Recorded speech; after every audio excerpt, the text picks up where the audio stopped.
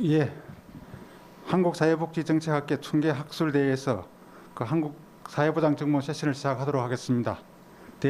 오늘 대주제는 유동하는 사회에 취약해진 사람들입니다.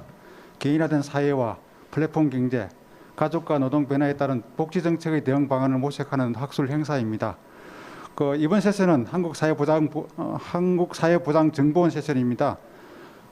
정보 시스템 활용 기반 정책 연구를 중심으로 특히 공공부조와 사회 서비스 중심입니다. 발제는 3개 과제입니다. 첫 번째 발제는 부양 의무자 기준으로 인한 생계급여 신청 및 수급 탈락자 현황 및 시사점. 두 번째 과제는 전자바우처 사업 유자격자의 바우처 미사용 요인 탐색. 세 번째 과제는 사회 서비스 품질 평가 모형 개선 방안 3개 과제입니다. 진행 방법은 각 발제마다 토론을 하는 방식으로 진행하겠습니다.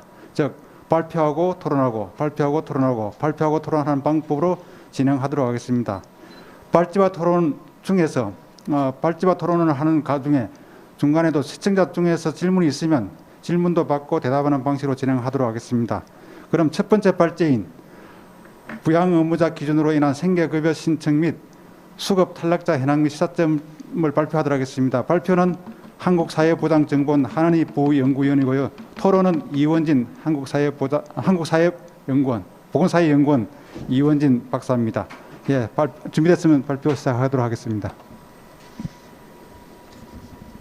네, 안녕하세요. 한국사회보장정보원의 한은희입니다. 제가 오늘 발표할 내용은 부양의무자 기준으로 인한 생계급여의 신청 탈락 및 수급 탈락 현황과 시사점입니다. 이 영상을 보시는 분들도 잘 아시겠지만 지난 몇 년간 저희 나라에서는 저소득층의 지속적인 소득 감소와 소득 불평등이 심화되어 왔습니다.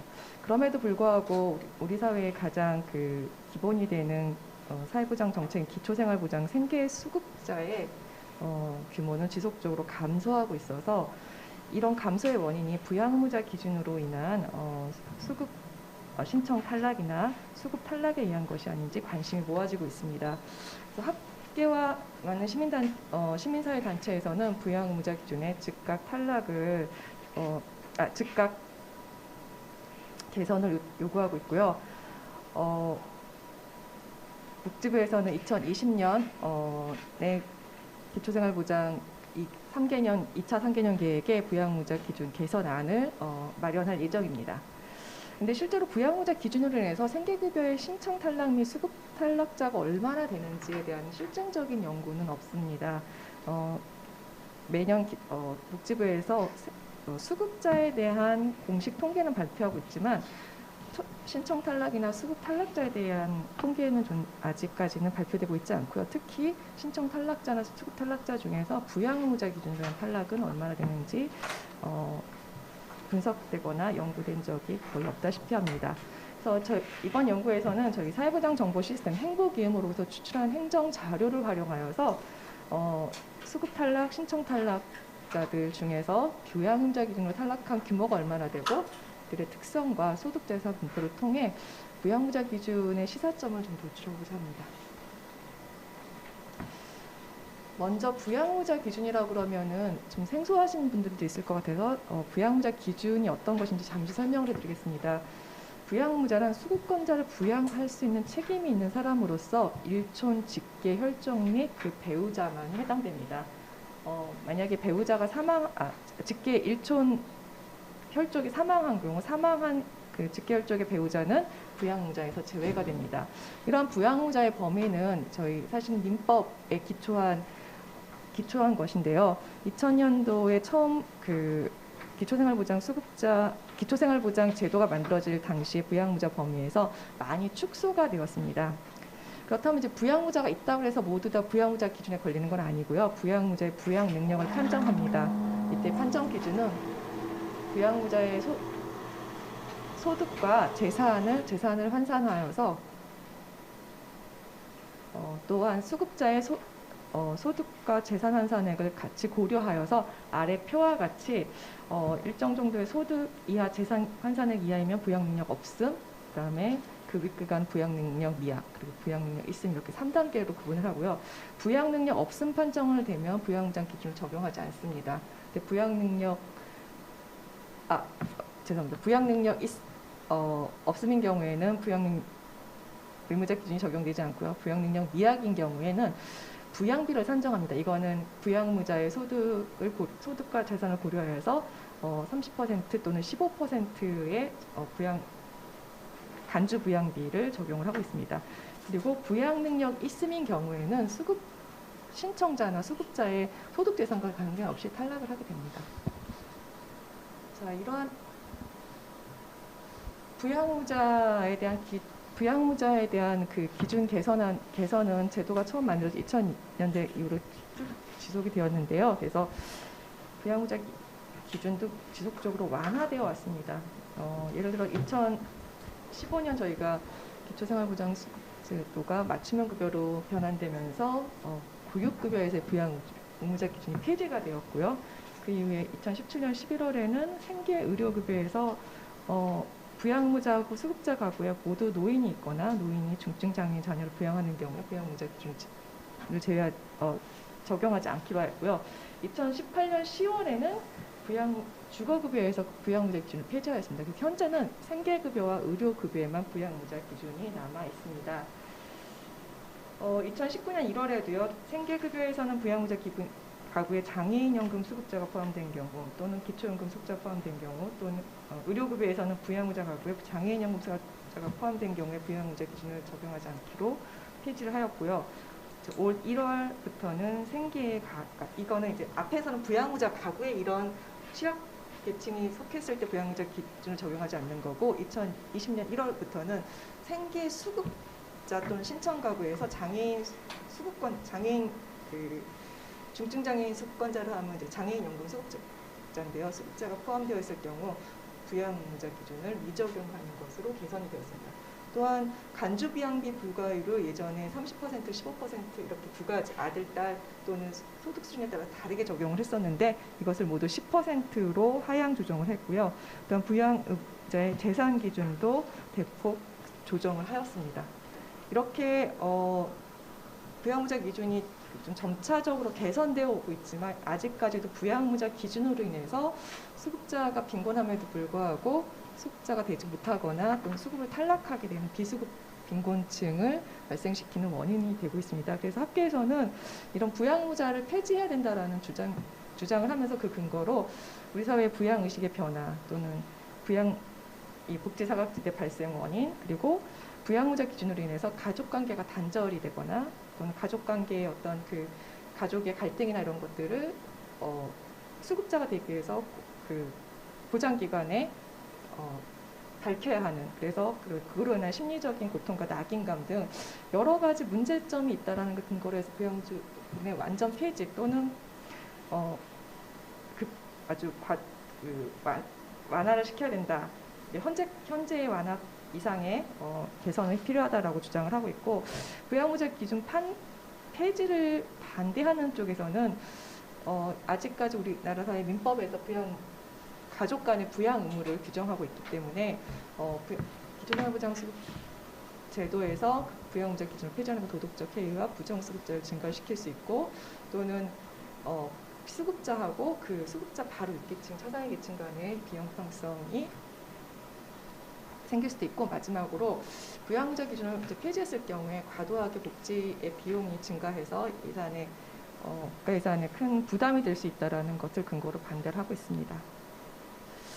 그렇다면 실제로 저희 나라의 사회복지 제도는 이제 신청주의인데 실제로 신청을 했을 때 탈락한 경우에 부양무자 기준으로 한 탈락은 얼마나 될까?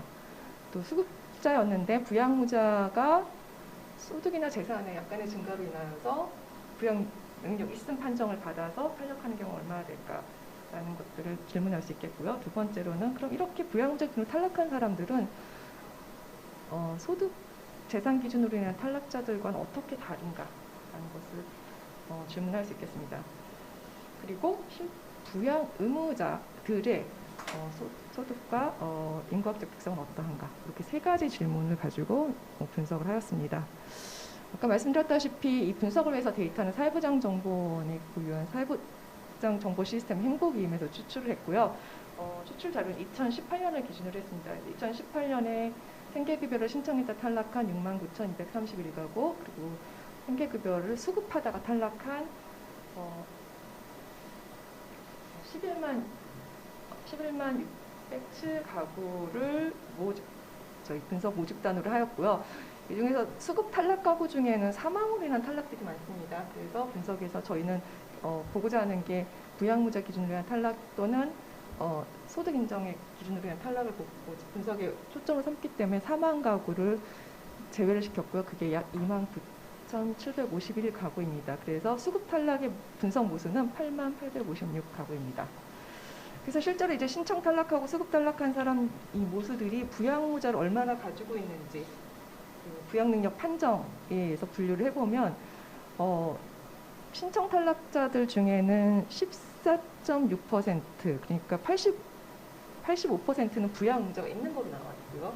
수급 탈락자 중에 약 80%가 부양 문제가 있습니다. 근데 부양 문제가 있는 그 신청 탈락의 수급 탈락 가구들 중에서도 실제로 부양 의무자의 부양 능력 있음으로 판정이 되는 경우 신청 탈락이 약 40%, 수급 탈락에서는 약 14%입니다. 하지만 아까 말씀드렸다시피 부양 능력 있음으로 인한 탈락도 있지만 간주 부양비, 부양 능력 미약으로 판정이 되었지만 간주 부양비로 인해서 그게 소득 인정액의 소득으로 간주되기 때문에 간주 부양비로 인한 탈락이 있기 때문에 여기서는 부양무자 기준으로 한 분석의 분석 틀을 다음과 같이 저희가 조작적으로 정의하였습니다. 자, 부양무자 기준으로 한 탈락은 부양 의무자의 부양 능력 있음 또는 간주 부양비로 인해 소득 인정액이 생계급여의 선정 기준을 초과한 경우를 정의를 하였고요. 소득 인정액 기준으로 한 탈락에는 간주 부양비를 제외한 소득 인정액에서 생계급여의 선정 기준을 초과한 경우를 했습니다. 근데 이 두 가지 요인이 동시에 작용을 할 수도 있습니다. 크로스탭으로 만들어 보면요, 부양의무자 기준하고 소득 인정액 요인 두 가지를 다 만족해서 탈락하는 집단이 있었죠. 여기 그림에서 D에 해당하고요. 소득 인정 기준을 만족하지 못하지만 부양의무자 기준으로 인해서 그러니까 이미 수급자의 소득은 선정 기준 소득과 재산의 환산액은 선정 기준 미치지만 부양의무자 기준에 탈락한 집단은 C. 그리고 부양의무자 기준은 만족해요. 부양의무자 없음, 능력 없음, 미약이거나 인데 소득 인정액 요인에 탈락한 집단은 B. 그리고 두 기준을 모두 만족하지 못하는데 또 탈락하는 집단이 있습니다. 그래서 이거를 A 집단을 저희가 기타 요인으로 정의를 하였습니다. 그래서 주로 기타 요인이 어떤 집단이냐 물어보시는 분들이 많은데 주로 군입대라든지 그리고 19세 나이 도래로 인하여서 이제 근로 능력이 생겼다거나 또는 그 조건부 수급자 중에서 이제 탈락하는 경우들이 있거든요. 그래서 이런 것들이 기타 요인에 해당되고요. 저희에서 분석의 초점은 여기서 C 그룹입니다. 소득 인정액 요인으로는 수급 자격이 되지만 부양의무자 기준으로 인해서 탈락한 집단입니다. 그래서 이렇게 아까 제시한 저희가 조작적 정의한 그 기준 탈락 사유에 의한 그 신청 탈락하고 수급 탈락의 규모를 살펴보면요. 먼저 신청 탈락자 아까 69,226명 중에서 소득 인정액, 그러니까 소득이나 재산 환산액이 합산 소득 인정액이 선정 기준을 초과한 경우는 약 43%에 해당하고요. 그 소득 인정액은 선정 기준에 미치지 못하지만 부양의무자 기준으로 탈락한 경우에 약 34%에 해당합니다. 두 개의 기준을 모두 다 충족해서 탈락한 경우 약 10%. 그래서 부양의무자 기준으로 인해서 탈락한 규모가 얼마나 돼요? 신청 탈락자 중에서 넓게 보면 약 45%까지도 잡을 수 있는데 그 중에서 약 10%는 이미 소득 인정액이 선정 기준을 초과했기 때문에 부양의무자 기준으로 인한 탈락이라고 그래서 좀 더 보수적으로 접근하면 약 34.4%가 생계급여 신청 탈락자 중에 부양의무자 기준으로 인한 탈락으로 볼 수 있습니다. 수급 탈락자 중에서는 소득과 재산이 기준을 초과해서 탈락한 경우가 신청 탈락보다 살짝 높아서 48.5%로 나타났고요. 부양의무자 기준만으로 인한 탈락은 약 23.3%. 그리고 두 개를 다 만족하는 경우는 그렇게 흔하진 않았습니다. 수급 탈락자 경우에는. 그래서 부양의무자 기준으로 인한 탈락은 신청 탈락자 중에서 조금 더 비중이 높은 것으로 나타나고 있습니다. 다음은 부양의무자 기준으로 인한 탈락자 특성인데요. 당연하겠지만 소득 인정액 기준으로 탈락한 사람들은 이미 그 소득이 증가할 수 있는 사람들이기 때문에 부양의무자이나 이런 그 탈락자들이 소득 인정의 기준 탈락자에 비해서 단독 가구나 노인 포함 가구로 장애인 가구의 비중이 높은 것으로 나타났습니다. 제가 여기 조금 슬라이드에 오류가 있는 것 같습니다. 특히 탈락자 부양자 기준으로 인한 탈락자 중에서는 72세 이상의 고령 연령층의 비율이 40%로 높은 것으로 40% 이상으로 나타나서요. 부양의무자 기준으로 인한 탈락의 부양의무자 기준이 어떤 수급 탈락자 기준에 영향을 많이 미치냐면 75세 이상의 좀 고연령 취약계층인 것으로 판단이 됩니다. 그리고 부양의무자 기준으로 인한 탈락자들의 소득과 재산을 평균값을 좀 비교를 해봤습니다. 그래서 부양의무자 기준하고 여기서 비교하는 집단으로 소득 인정의 기준으로 탈락한 집단을 비교를 하였는데요. 부양의무자 기준으로 인한 신청 탈락 또는 소급 탈락자 대부분 소득 평가액은 가지고 있습니다. 대부분 소득이 조금이라도 있는 것으로 나타났고요.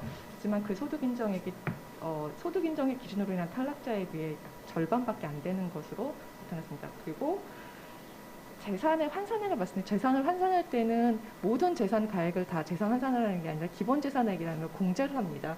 그래서 재산 환산액에서 이게 0보다 크다라는 것은 기본 재산액 이상의 재산을 가지고 있다는 얘기인데 대부분의 부양의무자 기준으로 인한 탈락자들은 재산 환산액이 없고 신청 탈락자 중에서 약 4%, 수급 탈락자 중에서 2%만이 재산 환산액이 0원 이상인 것으로 나타났고 비교 집단의 소득 인정의 기준으로 인한 탈락자들 중에서는 신청 탈락자 중에서 약 50%가 재산 환산액이 있는 것으로 나타났고 수급 탈락자 중에서 약 18%가 재산 환산액이 있는 것으로 나타났습니다. 다음으로 이 부양의무자의 특성은 어떠한가? 이런 탈락자들의 부양의무자의 특성을 보면은요.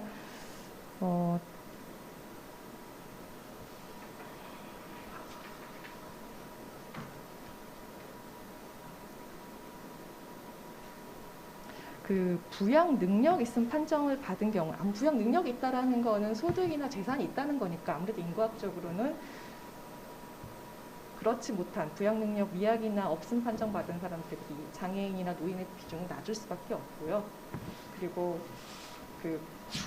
이분들의 소득과 재산을 봤을 때는 96%가 소득을 있는 것, 부양 능력 있는 경우에는 소득이 있는 것, 96%가 소득이 있는 것으로 나타났고 중과값이 약 365만 원. 또 재산의 환산액도 그냥 환산액을 안 쓰고 제가 재산 가액을 썼는데 93%가 재산이 있는 것으로 나타난 재산 가액은 약 1억 9,500만 원 정도로 좀 어느 정도 재산이 있는 부양 의무자들도 있다라는 것을 볼 수 있습니다. 그래서 제가 요거를 왜 했냐면은요. 2020년 1월에 저희가 부양의무자 기준을 이제 완화하면서 수급자 가구의 장애인 연금을 받는 수급자가 있는 경우에 부양의무자 기준을 적용하자는데 거기 조건이 붙어 있습니다. 단 고소득, 고재산 부양의무자는 제외를 합니다. 그래서 저희가 이제 부양의무자 중에 실제로 고소득, 고재산이 있는 경우가 얼마나 되는지 이런 것들이 좀 중요한데요. 그래서 여기서 보면은 현재 고소득 재산을 두 번째 코인을 보면 부양 능력 미약 또는 없음을 판정받은 부양자들 중에서도 일부는 고소득 고재산의 기준에 해당하는데 이게 제가 고소득 고재산을 2020년 1월에 발표한 부양의무자 기준 개선에 제시한 고소득 고재산이 고소득 1억이고 재산 가액이 9억이었거든요. 이런 경우에는 부양의무자 기준 제외 대상이 되더라도 부양의무자 기준을 적용하겠다라고 복지부가 얘기를 했는데 실제로 저희가 이렇게 부양의무자의 소득재산 분포를 봤을 때는 부양 능력 미약이나 이전에 없음으로 판정받은 사람들 중에서 일부 고소득 고재산자가 있고요. 그다음에 우리가 부양의무자 기준을 폐지를 할 때 항상 염려가 되는 그럼 우리가 정말 아들이나 자식이 고소득 고재산인데도 부양의무자 기준을 폐지하고 국가가 생계급여를 줘야 되느냐. 그럼 고소득 고재산이 어느 정도로 우리가 기준을 삼아야 되는가에 대한 것들은 아직 사회적 합의가 이루어지지 않았고 정책 저희가 분석적으로도 연구가 되어 있지 않은 것을 알 수 있습니다. 그래서 이번 연구를 통해서 어쨌든 저희가 보고자 했던 거는 생계나 수급 탈락 가구들 중에서 어느 정도가 부양의무자 기준으로 탈락을 봤을 때 신청 탈락자 중에서는 약 3분의 1 그리고 수급 탈락자 중에서 약 한 4분의 1 정도는 부양의무자 기준으로 인한 탈락인 것을 알 수가 있었고요. 그리고 이분들의 그 실제 그 소득과 재산을 봤을 때 그 소득 인정의 기준으로 탈락하신 분들에 의해서 굉장히 취약한 것으로 나타났습니다. 그래서 복지부가 앞으로 이 부양의무자 기준 개선안을 올 이제 아마 여름쯤에 발표를 할 텐데요. 그래서 이 어떤 개선안이 나오든지 간에 그 부양의무자 기준으로 인한 그 신청 탈락, 수급 탈락에 대한 그 분석적인 접근을 위해서는 이제 아마 좀 더 분석적인 연구가 지속이 돼야 되겠고 공식 통계들도 제공이 돼야 될 것으로 생각을 하고 있습니다. 그래서 아마 이번 연구는 앞으로 그러한 그 정책의 모니터링과 정책 개선을 위한 어떤 기초 자료로 활용될 수 있을 것으로 기대합니다. 예, 한은희 박사님 발표 수고했습니다.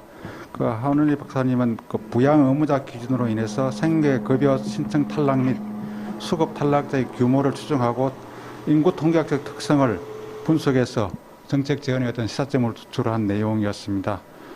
토론은 이원진 한국보건사회연구원 부연구위원께서 해주시겠습니다. 이원진 박사님은 소득보장정책연구실 기초보장연구센터에 근무를 하고 계십니다. 예, 토론 부탁드리겠습니다.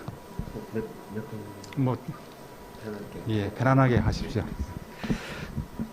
네, 그 토론의 기회를 주셔서 감사드립니다. 한은희 박사님 발표 잘 들었고요. 부양의무자 기준이 취지는 간단한데 사실 제도 내용은 복잡하고 그리고 시간에 따라서 계속 변화하고 있어서 사실 제대로 알기가 쉽지가 않은데 한은희 박사님께서 이제 개요와 쟁점과 실태를 한꺼번에 이제 잘 정리를 해 주셔서 이제 관심 있는 독자들에게 좋은 참고가 될 수 있을 것 같습니다. 이 논문에서 이 핵심은 이제 행정 데이터 분석인데요. 이제 기초보장 수급 연구를 주로 하는 사람의 관점에서 이제 행정 데이터 분석이라는 게 이제 어떤 의미가 있는지를 그 독자들하고 간단히 조금 같이 공유를 해 보면, 일단 일반적으로 이제 기초보장 수급을 연구하는 사람들이, 행정 데이터에 접근할 수 없는 경우에는 일반적으로 이제 서베이 데이터를 활용할 수밖에 없는데, 당연히 아시다시피 이제 서베이로 수집한 기초보장 수급 관련 정보가 이제 얼마나 정확하거나 대표성이 있거나 사례 수가 충분하거나 그런 거에 대한 한계가 많이 있습니다. 특히 이 연구에서는 그냥 수급자 전체를 도 아니고 이제 신청 탈락, 수급 탈락 이런 특수한 집단을 살펴보고 계신데요. 이런 건 이제 서베이 데이터로는 뭐 일반적으로는 조사도 어렵고 조사를 한다 하더라도 숫자도 매우 적을 거기 때문에 이런 연구는 이제 행정 데이터로 할 수밖에 없는 그런 상황이 있고요. 그리고 이 연구에서 소득 인정액과 같은 특성을 살펴보고 있는데요. 소득 인정액은 그냥 서베이에서는 그냥 소득과 재산을 조사하지 소득 인정액은 알 수가 없으니까요. 소득 인정액은 기초보장제도의 제도 규칙에 의해서 결정되는 변수들인데 그런 거를 또 정확하게 파악을 하기 위해서는 이제 행정 데이터의 필요성이 크고요. 그리고 특히 이제 부양 의무자 같은 경우에는 서베이에서는 이제 같이 사는 가구원의 정보만 조사를 하니까 같이 안 사는 부양 의무자가 있는지 그 사람들의 특성은 어떤지 그런 거는 알 길이 없습니다. 일반적으로는. 그래서 특히 이 연구와 같이 부양 의무자 기준, 신청 탈락 이런 거에 주목해서 기초보장 수급을 연구하는 주제 같은 경우에는 이제 행정 데이터의 의미가 매우 크다는 말씀을 드리고요. 그런데 행정 데이터도 당연히 이제 한계는 있는데 가장 큰 한계는 이제 수급자의 정보만 우리가 알 수 있다는 점이고 사실은 이 연구에서도 원래 진짜 알고 싶었던 거는 부양의무자 기준으로 인해 생계급여를 못 받는 사람들이 얼마나 되는지를 일단 우리가 알고 싶은데 근데 아예 신청도 안 한 사람들은 얼마나 있는지 알 길이 없으니까 행정 데이터로는 서베이 데이터라면 아주 거칠게라도 뭐 추정이라도 좀 해볼 수 있는 여지는 있는데 행정 데이터에서는 그런 여지도 없다는 점이 조금 한계라고 할 수 있겠고요. 그리고 이제 일반적인 서베이 데이터에 비해 변수가 또 제한이 있기 때문에 우리가 교육 수준이라든가 경제활동 상태라든가 그런 일반적인 변수들도 행정 데이터에는 좀 없는 게 한계가 많이 있습니다. 그래서 이제 사실은 이 연구의 한계를 넘어서는 이야기이긴 한데 이제 장기적으로는 여러 그 사회보장정보원의 행복이익 데이터만이 아니라 이 데이터를 예를 들어 뭐 국세청의 소득 자료라든지 뭐 행안부의 재산 자료라든지 다양하게 연계를 해가지고 행정 데이터 간의 연계를 통해서 이런 한계를 극복해 볼 수 있는 그런 방향으로 이제 가야 된다는 얘기들이 요즘에도 많이 나오고 있고요. 아마 그런 여러 가지 정책 환경이나 제도 환경이 이런 행정 데이터가 연계 분석의 필요성과 가능성이 점점 커지는 방향으로 이제 변화하고 있는 시점인 것 같은데 이제 그 과정에서 사회보장정보원 뭐 하은희 박사님도 일정한 역할을 하시지 않을까 그렇게 기대가 됩니다. 그러면 이제 이 분석, 이 연구에 대해서 조금 그 생각을 해보면요. 이 연구의 기본적인 취지는 그 부양 의무자 때문에 탈락한 사람들이 어떤 사람들이고 얼마나 되고 그들의 부양 의무자들은 어떤 사람들인가를 그 밝히려고 하는 것입니다. 그 논문에도 명확하게 그 한계로 언급되어 있듯이 아예 신청도 안 한 사람들은 알 수는 없지만 그래도 하은희 박사님께서 신청 탈락자, 수급 탈락자들이 만약에 지금 부양 의무자 기준이 폐지된다면 즉각적으로 수급자로 전환될 수 있는 탈락자의 규모와 특성을 보여준다라고 이제 해석을 하고 계신데 뭐 그건 충분히 정책적으로 의미 있는 해석이라는 생각이 들고요. 이 연구를 통해서 우리가 부양 의무자 때문에 기준 때문에 탈락한 사람들이 어떤 사람들인지 얼마인지를 어느 정도 알게 되었습니다. 대충 2018년 1년 동안 부양 의무자 기준 때문에 신청 탈락하거나 수급에서 탈락한 사람들이 한 4, 5만 명 정도 있다는 걸 이제 우리가 알게 되었습니다. 그거를 누군가는 이제 이 생계급여 수급자 전체 수급자 수가 한 120만 명 정도 되거든요. 거기에 비춰보면 4, 5만 명이 뭐 그렇게 크지는 않다고 볼 수도 있을 것 같은데요.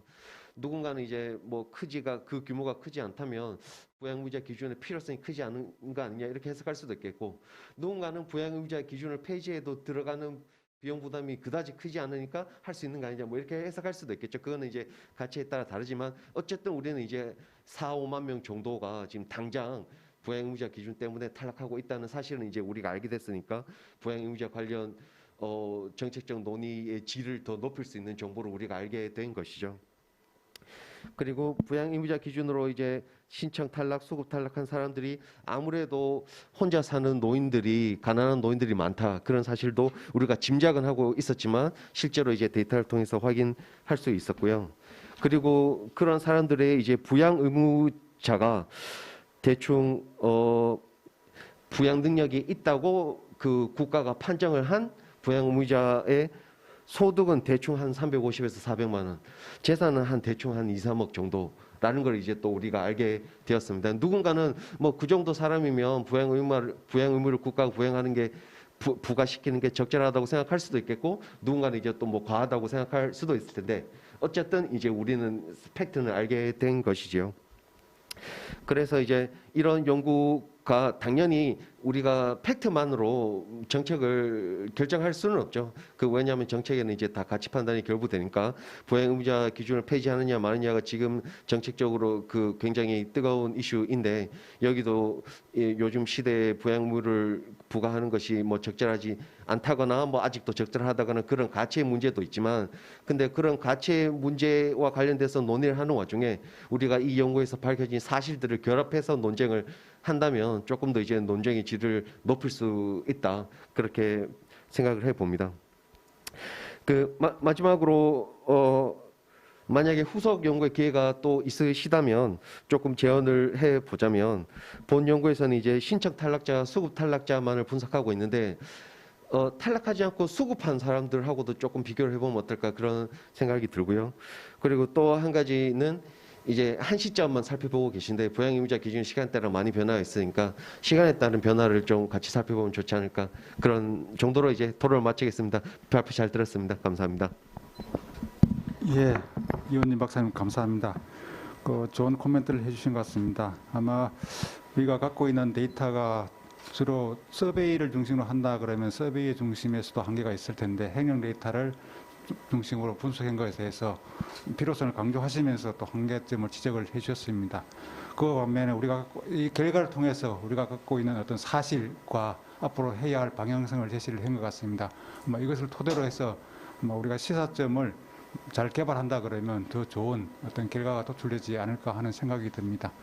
예, 혹시 더 뭐 추가로 답변하고 질문하실 게 있으신지, 아니면 시청자 중에서 혹시 질문 오는 게 있으신가요? 그건 확인 어떻게 가능하나요? 한 박사님 혹시 뭐 또 답변하실 내용이 있으신가요? 네. 제가 미처 발표에 말씀드리지 못한 이 연구의 그 의미와 활용 방안에 대한 것까지도 꼼꼼히 살펴주셔서 토론자분께 감사드리고요. 말씀하신 대로 저희가 정보원에서 연구센터에서 이제 데이터를 가지고 있지만 연구를 충분히 하지 못하는 점도 있는데, 이번 계기로 하여서 앞으로 시계열적으로 부양무자 기준 변화에 따른 부양무자 기준으로 인한 탈락자들에 대한 분석, 그리고 저희 이번 연구에는 포함되지 못했지만 수급자 중에서 부양무자 기준으로 해서 수급액의 감소가 있을 수밖에 없는 그것까지도 좀 포함한 연구를 확대하는 쪽으로 저희도 있습니다.